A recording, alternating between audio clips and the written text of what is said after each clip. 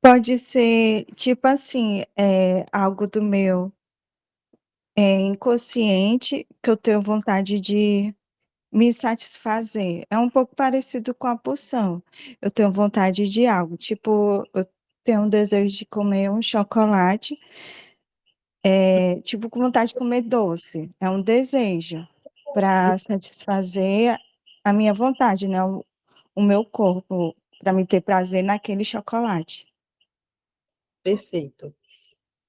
Se a pulsão ela é uma necessidade, mas que ela é uma necessidade que o corpo demanda para a mente, que precisa ser satisfeita, mas que ela nunca é satisfeita também na sua totalidade, o desejo seria, então, quase a mesma coisa da pulsão? Qual seria o elemento que diferencia, então?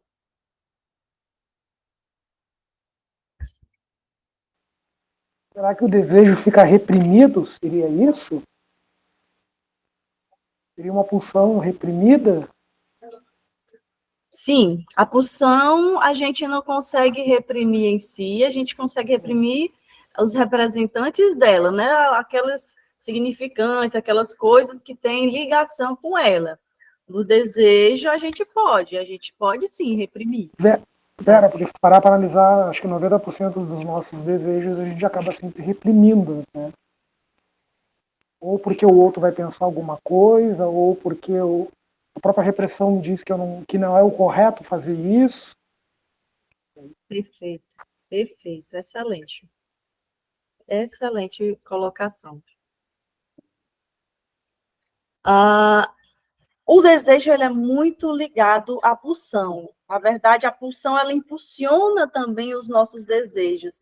E a depender de que desejo seja esse, de como é que ele vai nos colocar aqui no mundo, a gente pode reprimir. A gente vai reprimir muitos desejos. Quem participou do encontro passado, ouviu, assistiu depois, viu que tinha uma tirinha que falava sobre, era um casal que recebia era um casal recebendo um psicanalista, e a mulher dizia, olha, ele foi meu colega foi meu colega de turma, e aí ele é psicanalista e tal, e aí o marido da mulher já vendo que o cara era muito, né, bem apessoado, já ficou com resistência. Ah, mas eu não acredito nisso, de psicanálise, dessa questão do ato falho e tal. E aí, na hora de ir embora, a mulher foi e disse pro visite, né, para a visita, a nossa casa está de pernas abertas, né, para você. E aí tem ali aquele desejo reprimido, é uma representação daquele desejo que foi reprimido, né? Estava dentro dos impulsos. O impulso sexual dela foi demonstrado ali que havia um desejo reprimido por aquela pessoa. E aí, na figurinha, na tirinha lá, o esposo dela até fica com a cara de chateado, porque olha o ato falho aí que ele não acreditava, né? Então, nesse sentido, a pulsão e o desejo, eles são muito próximos. E aí, eu trouxe aqui, desculpe, um pedacinho de uma música, se eu não me engano, é dos Titãs, eu acho que casa muito bem com essa questão do desejo. Bebida é água, comida é pasto. Mas você tem sede de quê? E você tem fome de quê? Né? A gente não quer só comer, a gente quer comer e fazer amor. A gente não quer só comer, a gente quer prazer para aliviar a dor. Como é que essas imagens e essas frases dessa música chegam para vocês?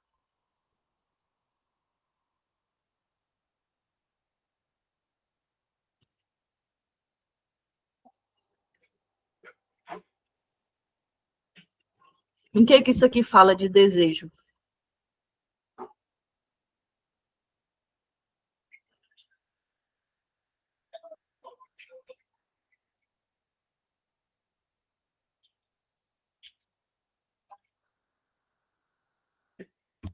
A gente pode ver nessa setinha aí, né? Onde tem o desejo, caminha para um lado, A necessidade, ela caminha para o outro, ela aponta para o outro lado.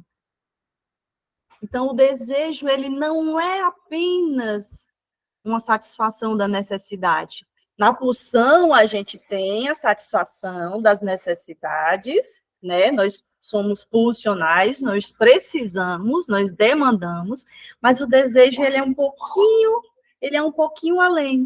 Ele vai um pouquinho para o outro lado, ele vai um pouquinho, faz uma curva ali. Que curva será essa? Os desejos, eles estão muito ligados ao id, seria isso? O meu impulso de primário, né, como a gente chama, né, como diz?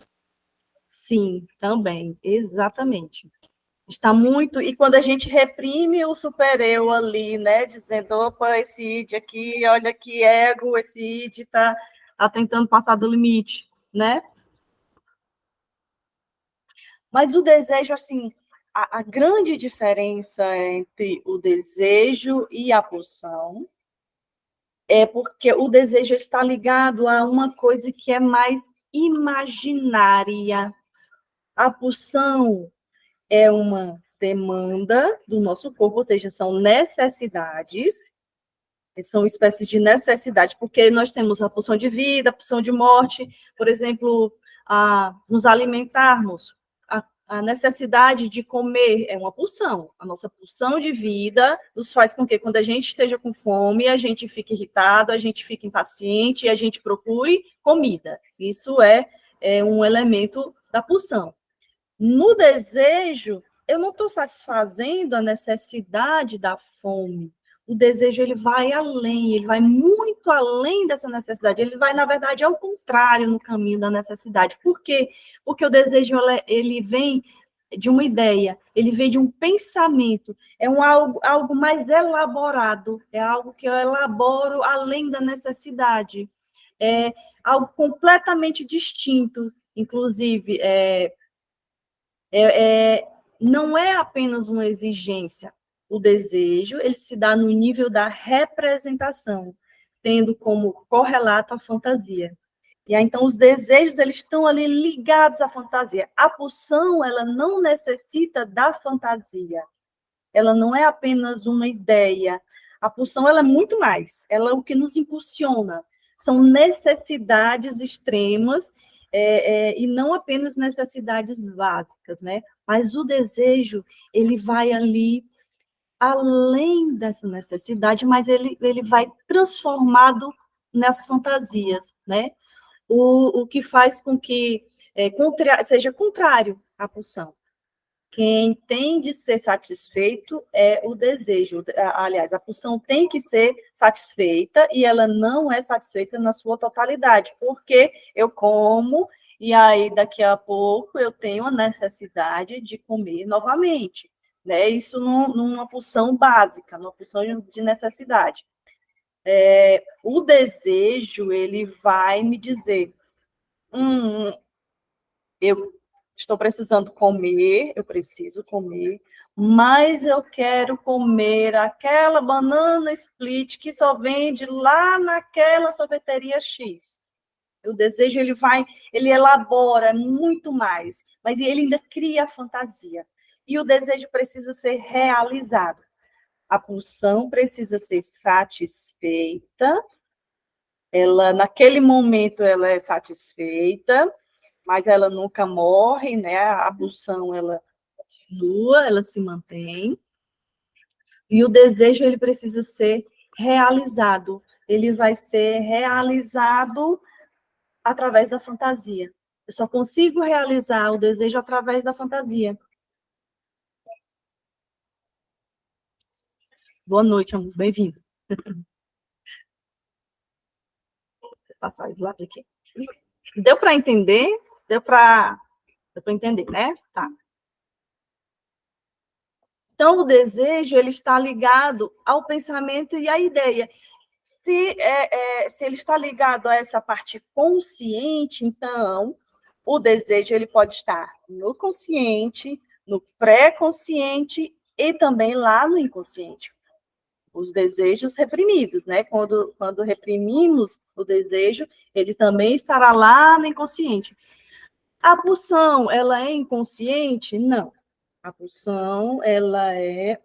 ela é consciente? Também não. Ela está no corpo, ela está sendo vivenciada no corpo. Os elementos, os representantes da pulsão, sim, elas vão para o inconsciente. É porque não tem como a gente reprimir a energia pulsional, porque ela que nos move, ela que é muito grande, né? Os desejos, que são as fantasias, a gente sim já pode manobrar ali, manobrar uma forma de dizer, mas ele vai estar, ela pode fazer esse movimento de consciente para consciente, inconsciente. Pode estar, então, nos 3 âmbitos, tá? Lacan vem falar sobre o desejo no sentido de que ele está no centro do discurso. O desejo, ele está no centro do discurso. Não é o desejo tal como é entendido pela biologia e como é proposto pela filosofia natural. Não o desejo... Calma aí, que deixa eu botar alguém que está querendo... Olá, Edilene, boa noite, bem-vinda. Não o desejo tal como é entendido pela biologia e como é proposto pela filosofia natural. Não o desejo como satisfação de uma necessidade, que aí já seria mais pulsional, mas um desejo desnaturalizado e lançado na ordem simbólica. Ele cria símbolos, a fantasia é simbólica, é algo que cria um elemento diferente que vai ter que ser realizado ali. Então, a gente pode falar, a gente pode lembrar aqui, nesse sentido, dos fetiches, né? O fetiche que seria aquele desejo, a realização daquele tipo de fantasia sexual, né? O desejo, ele vai nesse sentido. Ele não é algo que tem que ser satisfeito como a pulsão, mas ele vai numa ordem mais simbólica, é uma coisa mais elaborada, mais mirabolante, né? E precisa ser realizado. Ele não necessariamente é satisfeito, porque o desejo, ele nunca é satisfeito. O desejo, ele não se satisfaz, porque quando vai chegando, realizei o desejo, aí ele desliza, e aí ele já vai para outra coisa. Um bom exemplo disso, eu só vou ser feliz se eu casar. Aí eu vou lá, encontro a pessoa, caso. Mas eu só vou ser feliz agora se eu tiver um filho. Vai lá, tem um filho. Mas eu só vou ser feliz agora se... E aí, esse desejo, ele sempre vai escorregando, vai para outra coisa. Nunca é realizado o completo. Pode falar. Fazendo uma analogia, o desejo é igual ao amanhã, na verdade, né? Ele nunca existe. Exato. A gente nunca vai conseguir satisfazer, porque, como tu falou, acaba o desejo e começa outro. É infinito.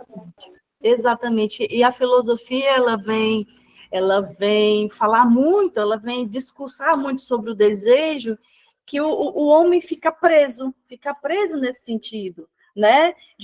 Nós somos seres desejantes, não tem, nós somos seres da falta, somos seres faltosos e vamos estar sempre querendo, desejando, né? Mas a filosofia vem dizer para que o ser humano não seja esse escravo do desejo, porque ele nunca vai ser realizado, nunca vai ser satisfeito, na verdade. Ele vai ser realizado, mas nunca se satisfaz. Quando chega a realização, ele já deseja outra coisa, né? Quero muito smartphone X, e aí compro o X, e aí a paixão por aquele smartphone já caiu, não, agora lançou um Y, não, agora eu quero o Y. E assim, o desejo vai escorregando. Esse desejo só pode ser pensado, e esse daqui é uma máxima de Lacan, que eu acho incrível. Esse desejo só pode ser pensado na sua relação com o desejo do outro. E aquilo para o qual ele aponta não é o objeto empiricamente considerado, mas uma falta. O que é que isso quer dizer?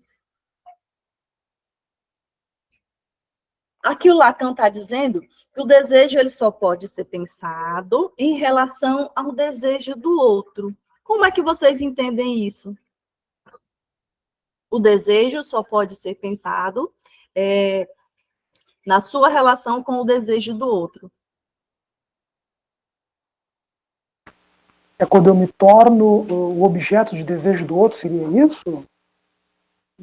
Exatamente. Exatamente. Essa é a proposta de Lacan. Só há desejo, ele só pode existir quando eu me torno esse objeto do outro. Mas não só isso. Mas não só isso. É quando o desejo, ele é o desejo do outro. O que o outro deseja é o que eu desejo. Um exemplo, quando um homem deseja o corpo de uma mulher, não é o corpo enquanto objeto natural que está sendo desejado. Isso caracteriza o instinto. Mas o corpo historicamente constituído, o corpo desejado por outros desejos. Mesmo assim, no caso da relação entre o homem e a mulher, não é a mulher enquanto corpo que está sendo desejado, mas, sobretudo, a mulher enquanto desejo. Então, o homem, ele, nesse sentido genérico aqui, tá? Ele vai desejar se apossar dessa mulher, mas ele deseja se apossar do corpo, não, deseja se apossar do desejo da mulher. É o desejo do desejo. Eu desejo que ela me deseje, e assim o meu desejo existe. Então, nesse sentido que Lacan vem dizer, o desejo só pode existir na relação com o outro, porque eu vou desejar não o objeto, eu vou desejar o desejo do outro. O que é que ele está desejando, né? Que não sou eu. Eu quero que me deseje.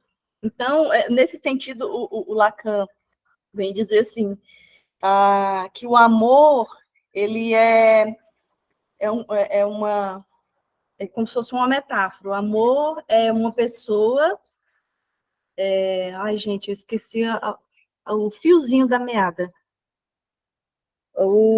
É como se o amor é uma pessoa que estou lhe dando o que não tem para alguém que não quer.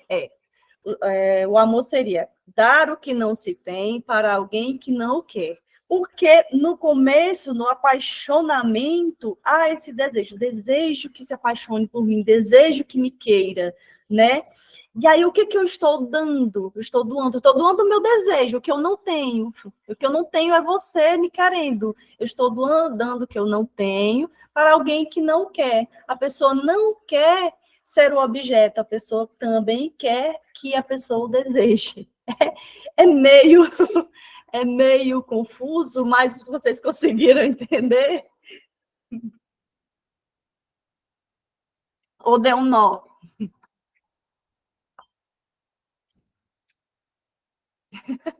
No primeiro momento, eu confesso que eu tive que... Dá um nó, né, Vera? É como se fosse tivesse uma reciprocidade, é isso?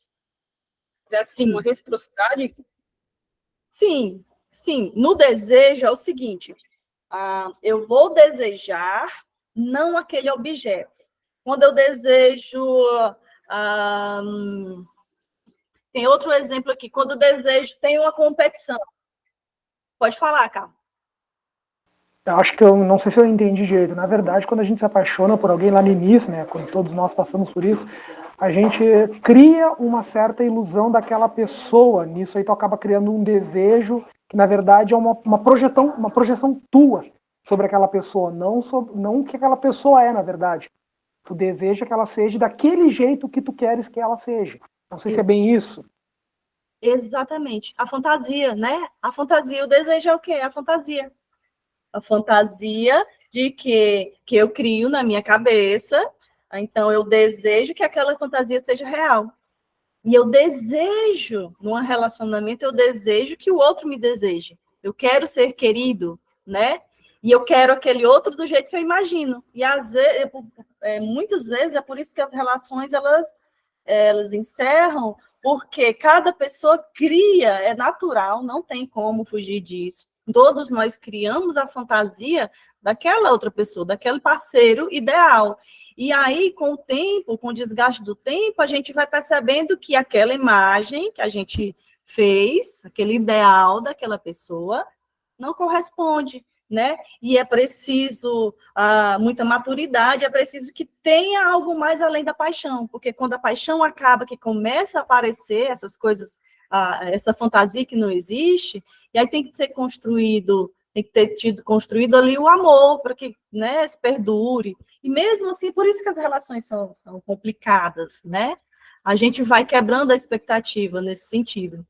Mas sim, é bem por aí, que ótimo, vocês estão entendendo. E o exemplo que eu dar na competição. A competição, as pessoas vão ganhar, sei lá, um troféu, vão ganhar aquele monumentozinho, troféu. O desejo não é só aquele troféu, é o lugar, é a fantasia de estar naquele lugar, né? Então, eu desejo aquilo que os outros querem. Eles querem ganhar, mas eu quero ganhar, eu quero esse lugar. Então, o desejo vai nesse lugar da fantasia. Não é o objeto, o que vai me realizar aqui é o troféu. Não, o que vai me realizar é o que todos os outros estão desejando, mas sou eu que vou ganhar, né? Na verdade, é ser desejado, né? Isso. É ser desejado. Em todos os sentidos, o desejo é ser desejado. Uhum. E aí a gente passa por isso desde que a gente nasce, né?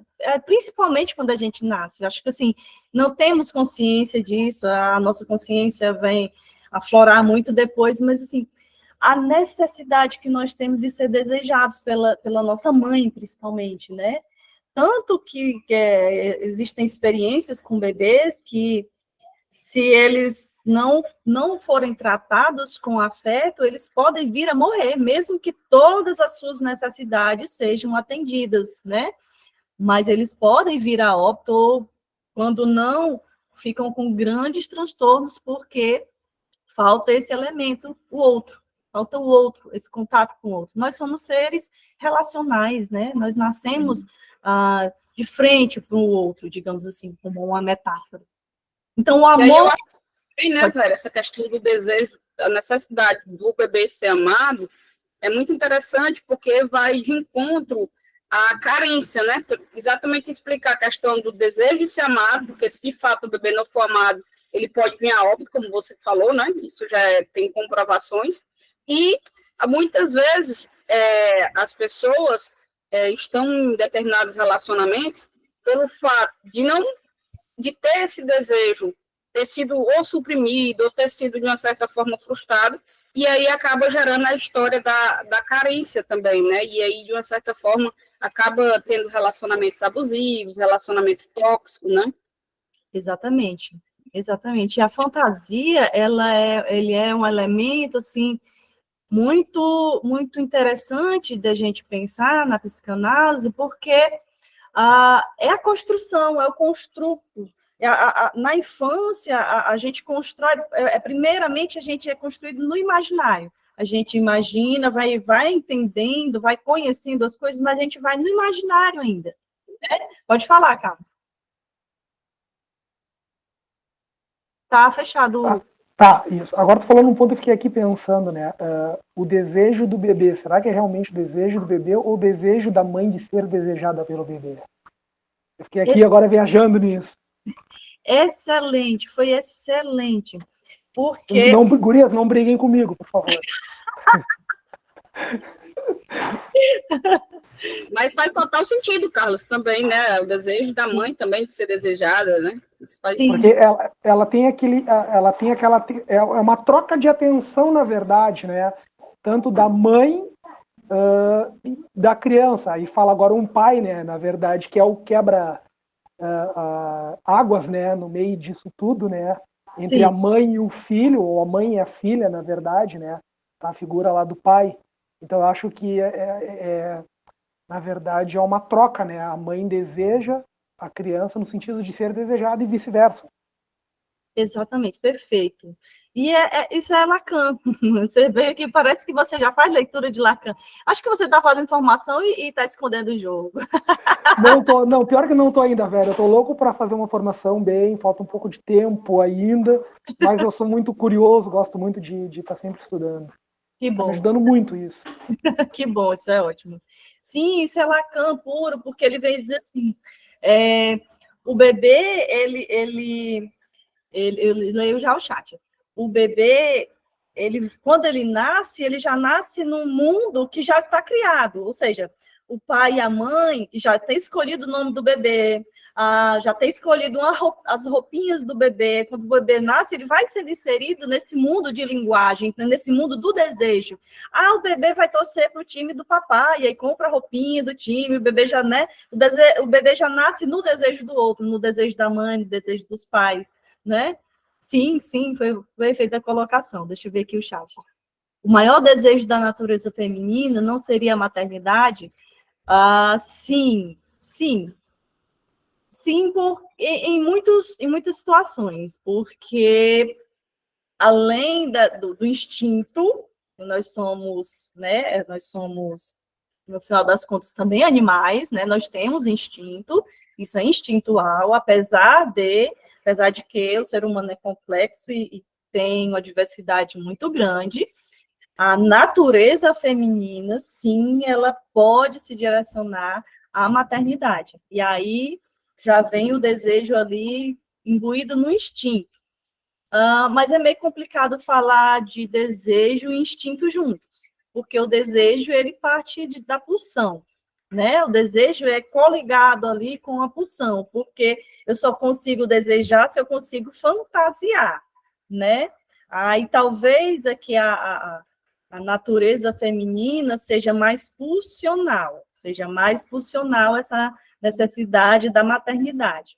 O desejo já é mais a criação da fantasia, e talvez no sentido, eu desejo ser mãe de menina, porque aí eu vou fazer aqueles cocôzinhos, aqueles coisinhos no cabelo, aí o desejo já caminha assim, já em outras veredas.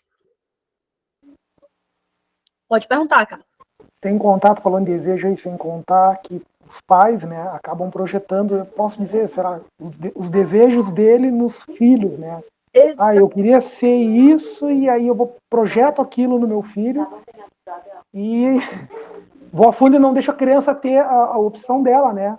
Sim, exatamente. E assim, dependendo dos pais, a depender dos pais ou dos cuidadores, essa projeção dos desejos pode trazer grandes transtornos, inclusive.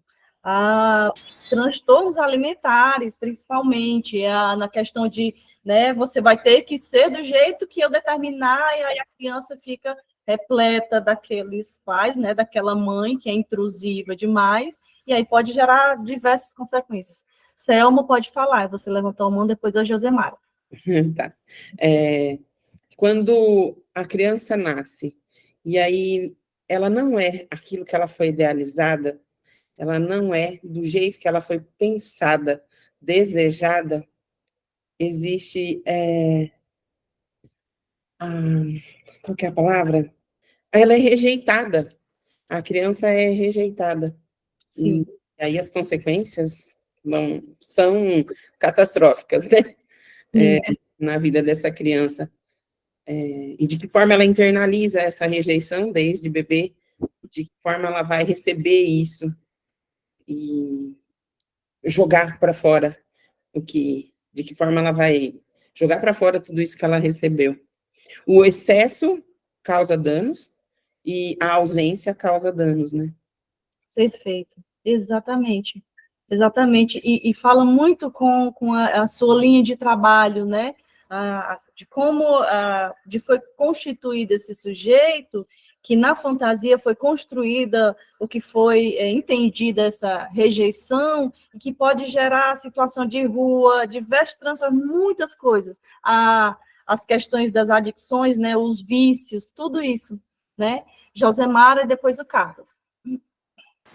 Essa questão que o Carlos falou é bem interessante, né? Que os pais acabam projetando aquilo que não conseguiram realizar nos filhos, e isso tem gerado, né, um prejuízo assim, gigantesco nas nossas crianças, né, nos pais que não têm esse consentimento. Eu, pelo menos, por exemplo, eu me projetei na época para a área jurídica, porque meu pai tinha muita vontade de ser advogado e não conseguiu realizar, então projetou isso em mim, e eu acabei, de uma certa forma, absorvendo, né, que tanto era a questão da advocacia em si, e que eu precisava, né, ter uma excelente faculdade, fazer mestrado, doutorado, para eu poder ter um excelente emprego, e aí ter a história da famosa estabilidade, né?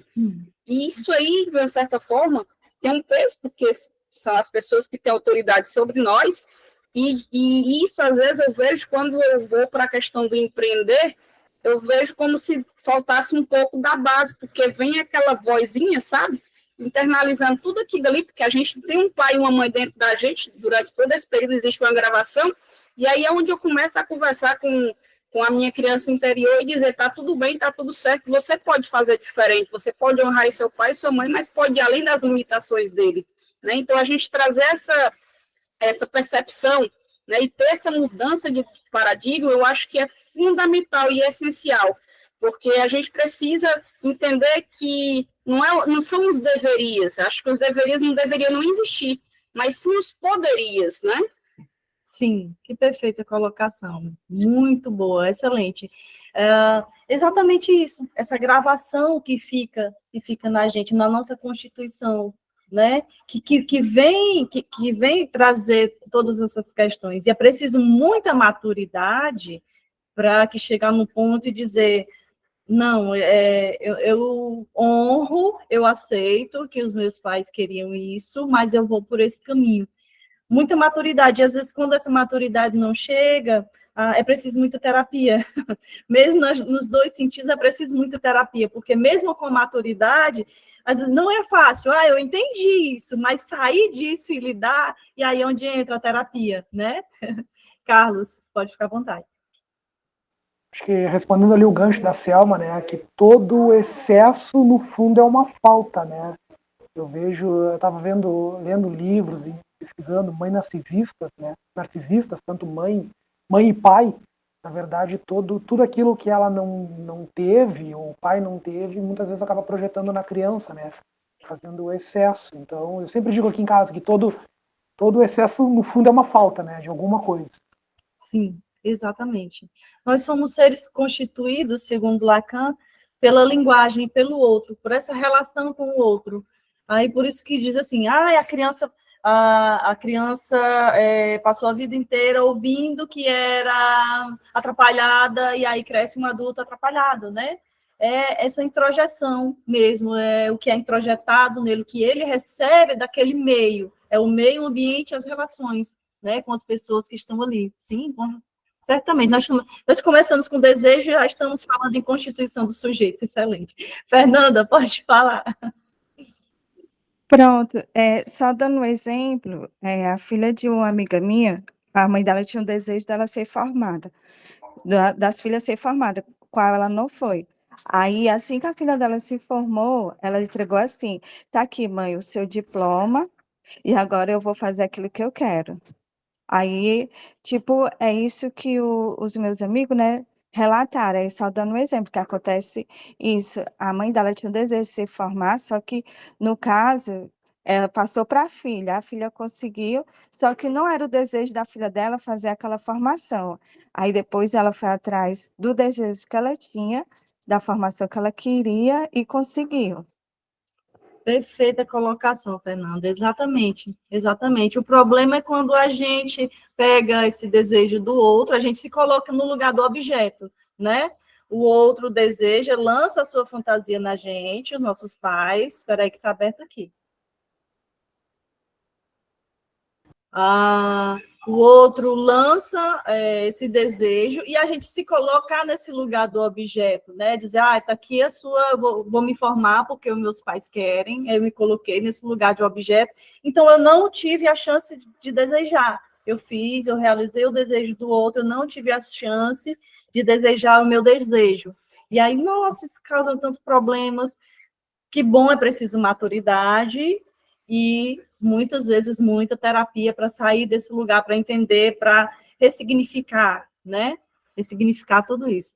Ótimo, excelente que vocês estão entendendo, estão trazendo essas questões muito interessantes.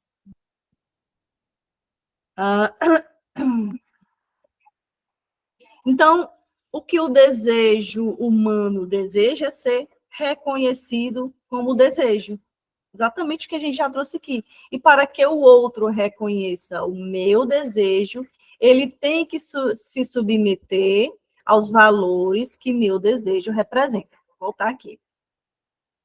O que o desejo humano deseja é ser reconhecido como desejo. E para que o outro reconheça o meu desejo, ele tem que se submeter aos valores que o meu desejo representa. Eu desejo, né? Eu desejo, mas o outro tem que se submeter a essa minha fantasia, a esse meu desejo. Porque partindo disso, nós vamos utilizar o exemplo dos pais que querem que os filhos sejam médicos. O pai deseja, e aí coloca esse desejo para o filho, né? E esse desejo ele só vai ser realizado, vai ser reconhecido se o filho realizar esse desejo, entrar nesses valores, ok. Ótimo, essa é a vontade, esse é o desejo do pai. Mas deixar o filho nesse lugar de objeto é muito prejudicial para ele, né? O desejo do humano é que o outro se submeta a ele. O desejo do ser humano é que esse outro se submeta a ele. Em outras palavras, só posso afirmar o meu desejo na medida em que nego o desejo do outro e tento impor a esse outro o meu próprio desejo. Quando o filho não faz a faculdade de medicina que o pai quer, o pai faz o quê? Sofre, sofre, sofre, reclama, empurra no filho culpa, empurra no filho, foi por isso que você não foi para você não vai ter sucesso na vida, você não vai ter meu apoio. O desejo do ser humano é ser desejado, mas para ser desejado, ele tem que impor ali os limites, né, os valores do desejo. Você vai ter que caber aqui nessa caixinha que eu estou lhe dando. Eu quero que você caiba, que sou assim, eu vou ser feliz, sou assim, o desejo vai ser realizado na minha fantasia. E aí, quando não é realizado, sofre, sofre, sofre, e aí desce a lenha no outro, o outro sofre também, né? Se colocar, por isso que é tão complicado as relações no sentido desse lugar de objeto, né? A pessoa se colocar, aquela pessoa boazinha, que faz tudo que os outros querem, é uma pessoa que geralmente na clínica chega e diz assim, eu não aguento mais, estou cansada de carregar todas as montanhas das outras pessoas, porque eu junto todos os pesos, trago para mim, porque eu faço tudo que os outros querem. Então, é como se fosse uma grande coxa de retalho dos desejos dos outros. Os outros vêm ali, colocam seus desejos e você vai realizando tudo. E a pessoa vai realizando tudo. E chega a um esgotamento mesmo, total, né? O desejo envolve a mente, as emoções e a fantasia. A gente viu isso aqui. Para que o desejo se torne humano e para que constitua um eu humano, para que se constitua ali um sujeito humano, ele só pode ter por objeto um outro desejo. Então, o desejo deseja o desejo, né? O desejo do outro. Eu desejo que o outro deseje o que eu quero. Eu desejo que o meu filho queira fazer medicina. Então, ele tem que desejar fazer medicina. Para realizar esse meu desejo, ele tem que querer, né?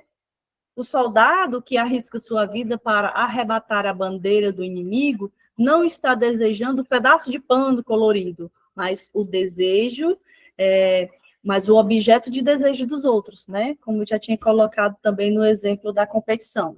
Né? E aí, em tudo isso, o que a gente aprende com Freud? Não, um milhão de coisas, né? Na psicanálise não tem. Você entra, assim, para escutar, meu esposo está aqui, está escutando, ele não é psicanalista, eu convidei para entrar aqui, ele gosta dessa temática, inclusive ele estava fazendo filosofia, e assim, mas não tem como você entrar aqui e na psicanálise e ter nessa discussão e você sair sem, né, sem levar a nada, né? É isso que eu acho incrível na psicanálise, você sempre sai modificado. Sim, pode falar. Será que a raiz de todas as doenças psicológicas não está ligada aos desejos? Porque desde criança a gente deseja e quer ser desejado, né? E isso é uma avalanche, eu tô sempre desejando, e tu tá sempre querendo ou não, tu tá sempre com a cabeça no amanhã, porque eu desejo um amanhã melhor, eu desejo ser melhor do que eu sou, eu desejo ter o que eu não tenho, e aí eu acredito que essa ansiedade, essa coisa que pode ser aí o causador de muitas doenças psicológicas, né, da mente. Não tenho dúvidas, não tenho dúvidas. E a psicossomática, ela vem falar muito sobre isso, né? Ela vem dizer que as nossas questões, elas partem justamente da mente. E aí os nossos desejos, que eles estão ali nas pulsões, nas fantasias. A psicanálise, ela começou falando sobre traumas, ela veio tratar traumas, até que chega um determinado momento que o Freud chega no ponto da teoria que diz assim, mas o trauma, ele vem de uma outra coisa, que ele vem das fantasias. Eles vêm dessas fantasias, de como é que essas experiências vivenciadas pela pessoa foram introjetadas, foi ali construídas nas fantasias. E sim, com certeza, fantasia e desejo, né, caminhando junto aqui, com certeza. A psicanálise é o grande pai, a grande mãe, né, a ciência que vem justamente tratar isso. Que a nossa mente, são os nossos desejos, somos nós que modificamos nosso corpo a tal ponto que nós adoecemos, o sintoma aparece no nosso corpo por adoecimentos psíquicos, né? Josemara, pode ficar à vontade. E aí eu acho, Carlos, que essa questão vai muito com relação à questão de a autoaceitação e a autoaprovação, tá entendendo? Porque quando a pessoa não se aceita, nem se aprova, né? E aí vai depender da necessidade da aprovação do outro, a questão da autorrejeição, isso eu acho que tem causado, acho, um dos maiores problemas, né, da humanidade, de transtornos de ansiedade, depressão, porque, na verdade, se eu não me aceito, se eu não me aprovo, se eu me rejeito, se eu me critico, né, então eu estou faltando com a força maior que rege esse planeta, que é o amor. Né? E aí, isso aí, quando você falou isso aí, eu fico, às vezes, pensando, quando eu estou atendendo clientes lá no coach, eu digo, gente, tudo chega na questão de situações ligadas com pai ou mãe, e a questão de autoaceitação, autoaprovação e autorrejeição.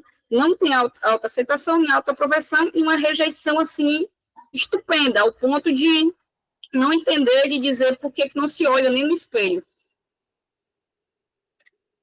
E eu te dou já a palavra, Carlos. E a psicanálise, ela vem justamente trazer a questão de dizer o sujeito não se conhece, porque ela parte do pressuposto de que existe um inconsciente. Se há um inconsciente, há recalcamento, há algo recalcado lá que eu não aceito, que a gente não aceita, né, essa autoaceitação, não aceito em mim isso aqui, e aí eu recalco, vai para o meu inconsciente. E aí, mesmo tendo consciência, chegando algumas coisas da consciência de que as experiências com a minha família me transformaram na pessoa que eu sou, que às vezes eu não consigo me aceitar, mas sem uma boa terapia não tem como sair de só a maturidade, não caminho. Não é a Selma que trabalha justamente com casos assim, né, bem pesados nesse sentido, né? Sim, eu ia falar sobre o recalque, aí você falou. Eu necessito o recalque. Exatamente, porque às vezes não tem como a gente só ter a consciência e já foi, tem o nosso inconsciente lá, né? Gerindo todos os problemas. Carlos, à vontade. Não, comentando, Josi, né? A gente está sempre auto se negando, na verdade, né? Sempre se projetando o que o grande outro quer, né? De nós. A gente sempre, e se eu fizer isso? O que o outro vai pensar? Lá o superior fica lá, né? O que o outro vai pensar de mim? E o que importa é o que eu penso de mim, na verdade. Não o que o outro vai pensar de mim. Claro que é difícil isso. Isso é muito difícil. A gente se desprender dessas amarras, né? Isso vem lá da infância, né? Porque teus pais sempre colocam, né? Impõem isso em ti, tu tem que ser assim. Aí tu cresce, a sociedade te diz que tu tem que ser assim também. Então tu tem que seguir um padrão, na verdade, que não é o teu padrão e tu acaba adoecendo, né? Só complementando aí. Perfeito. Selma. Acrescentando o que o Carlos disse, e justamente lá na infância, como que foi? Como que eu fui recebido? Como que eu fui acarinhado? Como que eu fui cuidado? Que eu vou ter ou não essa necessidade de estar sempre precisando fazer algo para agradar o outro, para satisfazer o desejo do outro e esquecer do que é meu. E aí eu vivo sufocada porque eu vivo só cuidando do desejo do outro. Não esqueço que eu tenho desejo, que eu tenho sentimento, que eu preciso, e só fico tentando agradar, satisfazer o desejo do outro. Exato. E recalcando tudo aquilo que... Exato. São os neuróticos obsessivos, né? O neurótico obsessivo é aquele que quer agradar o mundo, quer ser o melhor, quer estar sempre na... Se o outro não gosta, ai, meu Deus, o mundo vai acabar. Sim, sim. Nossa, que legal, que discussão interessante, viu? Ai, que bom. Se eu pudesse, passava a noite inteira, assim, se deixar, eu passo a noite inteira falando sobre psicanálise, porque ela abre a nossa mente, nossa, vem trazer respostas a muitas questões, parece até um clichê, né? Mas, assim, ela vem realmente trazer muitas respostas para questões que a gente tem de, gente, parece que isso daqui não tem resposta, e ela, a psicanálise vem assim, ó, tá aqui, ó, olha isso daqui, olha direitinho por aqui, né? Para Freud, o desejo é a presença da ausência, né? Que legal, é lindo. Para Freud, o desejo é a presença da ausência. É saber que me falta, isso daqui está faltando, é faltoso, a presença está faltando, isso aqui eu quero que se realize, né? Preciso que se realize isso daqui, mas aí quando é realizado, aí já pula o desejo e vai para outra coisa, o desejo desliza, né? Ele desliza, é uma série interminável de satisfação, de realização, de necessidade de realização. Eu quero isso, tem até uns vídeos do Clóvis de Barros falando sobre, você entrou na escolinha, e aí, que bom, estou gostando da escolinha, mas aí, não, você não conhece ainda o ensino médio, e aí vai pulando, você vai ser feliz quando arrumar um trabalho, e aí esse desejo vai pulando, pulando, e nunca chega essa felicidade, porque você não sabe lidar com o desejo, né? A filosofia fala muito sobre isso, a escravidão do desejo. Pode falar, Selma. Por isso que o desejo está diretamente ligado à pulsão, né? O que me move, o que me impulsiona a... Exatamente, exatamente. Perfeito. Perfeito. Sim, pode falar. Josemar. É interessante isso aí, porque você sempre está condicionando a algo, né? Quando eu me casar, e depois daqui, quando eu tiver filho, quando eu tiver minha casa própria. E sempre é um quando que é de fora para dentro, né? Não percebes que, de fato, tem que ser de dentro para fora, né? Sim. Mas, assim, tem uma questão. Que bom que a gente deseja, que bom que a gente é pulsional, porque senão a gente seria uma parede, né? Uma porta. A gente não seria só objeto para os outros, a gente não teria. É necessário que tenhamos desejo.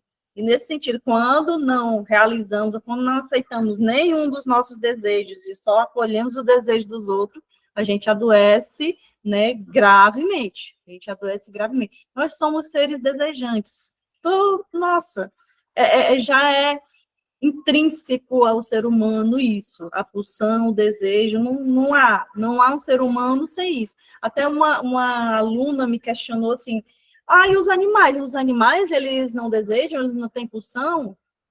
Não. Os animais, eles não são pulsionais, eles são instintuais, eles têm um instinto, porque o animal, quando ele sente fome, ele sabe, mesmo sendo filhote, ele sabe o que fazer. Quando ele sente fome, o passarinho no ninho sente fome, que a mãe se aproxima, ou o pai, ele abre o biquinho. Estou com fome, abre o biquinho e a mãe coloca, ou não. Né? Chega o predador, se chegar um predador lá, ele vai abrir o biquinho achando que é a mãe lá. Mas ele não vai dizer, o passarinho não vai dizer, não, hoje eu não quero minhoca, hoje eu vou querer alpiste, aí fecha o bico e não come. Ele não deseja, né? Não é assim, não é nesse sentido. Acho que alguém levantou a mão. Não, foi quem entrou, né? Tá. Então, só há um eu verdadeiramente humano nessa relação com o outro, mas também esse eu só se constitui na supressão do outro eu.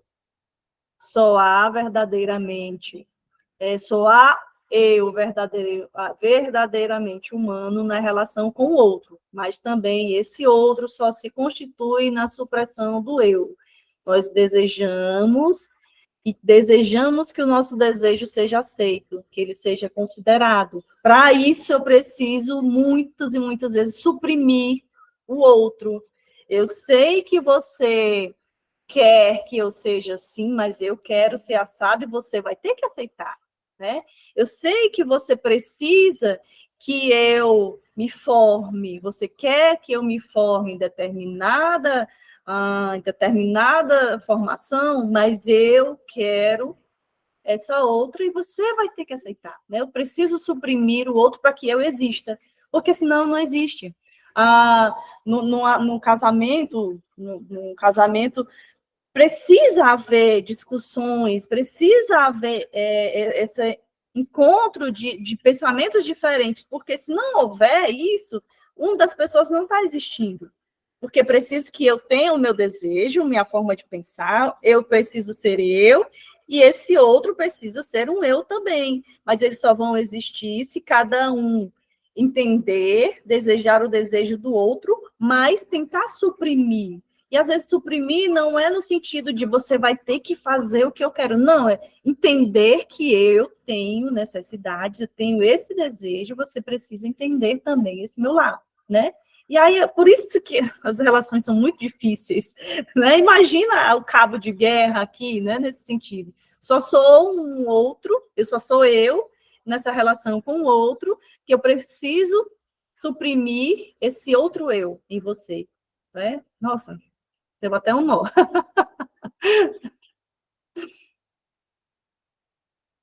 Gente, mais comentários, alguma coisa? Os slides aqui acabaram, tá? Meus apontamentos foram esses. Se vocês tiverem mais questões, perguntas, essas questões interessantes que vocês sempre trazem aqui, eu aprendo muito mais quando eu chego aqui. Oi, amor, pode falar. Boa noite, pessoal, tudo bem? Desculpem aí o transtorno. Há tempos que eu estou tentando usar a câmera, não consegui, o notebook travou, deu uma complicação, tive que entrar novamente pelo telefone, mas eu estava ouvindo atento. Realmente eu observei aí na hora que o Carlos falou sobre a questão, né? Ah, mas o bebê ele tem a necessidade de ser desejado, né? Mas a mãe também tem o desejo, né? E aí eu fiz aquela pergunta, poxa, mas será que o maior desejo da natureza feminina não é a maternidade? Quando a gente começa a tratar esses assuntos, é muito interessante, porque vai puxando uma coisa, vai puxando outra, e a gente vai mergulhando cada vez mais nas questões do inconsciente humano, né? Como a Vera falou, né? Eu cursava filosofia, é um curso que eu sou apaixonado. A nossa amiga aí falou sobre a questão do direito, né? Ela falou sobre a questão do direito, que era um desejo dos pais e tal. Hoje eu curso direito, né, por questões de trabalho e outras questões a mais. Eu também queria muito cursar direito e hoje estou cursando. Mas a filosofia não sai do desejo. É a grande paixão. É a grande paixão, não canso de desejar a filosofia. Mas eu acho que a grande sacada é essa. É a gente mergulhar nessas questões do inconsciente para aprender a conviver cada vez mais.